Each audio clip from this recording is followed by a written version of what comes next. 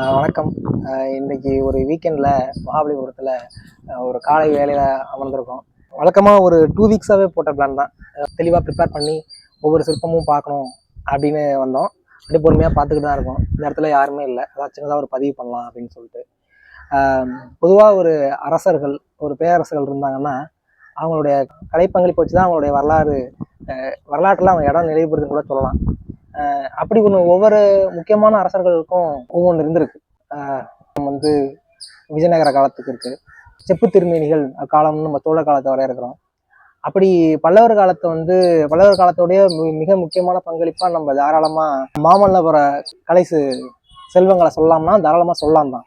ஆனா இதுக்கு 2 முக்கியமான காரணம் இருக்குன்னு எனக்கு இப்போ தோணுது. இது மாதிரியான சில புக்ஸ், பாலுசாமியோட 2 புத்தகங்களையும் மாமல்லபுரத்தை பத்தின ஒரு புத்தகத்தையும் வாசிச்சுட்டு தான் வந்திருக்கோம்.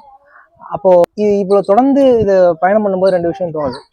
ஒண்ணு, தொடர்ந்து ஆய்வாளர்களை மாமல்லபுரம் ஏன் தொடர்ந்து ஆச்சரியமூட்டுது இல்லை ஆர்வமூட்டுதுன்னா, இங்க இருக்கக்கூடிய மர்மம், அதாவது முழுதுமாக செதுக்கி முடிக்கப்படாத ஒரு சிற்பங்களுடைய கூட்டுத்தொகையா அது இருக்கு.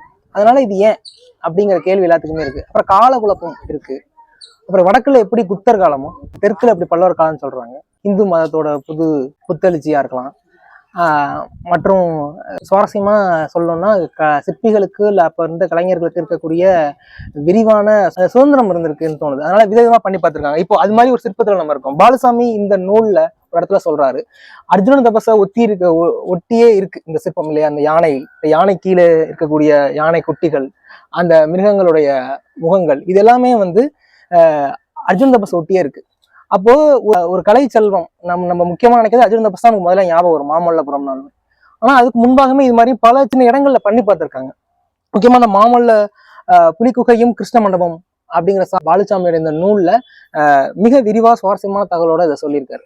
அதாவது ஒரு கலையை நம்ம இறங்குறோம்னா அதுல பெரிய சாதனையை அடியிலே அடிச்சிட முடியாதுன்னு எனக்கு இப்ப தோணுது. இந்த நூலை வாசிக்கும் போது எனக்கு அப்படி தோணுச்சு.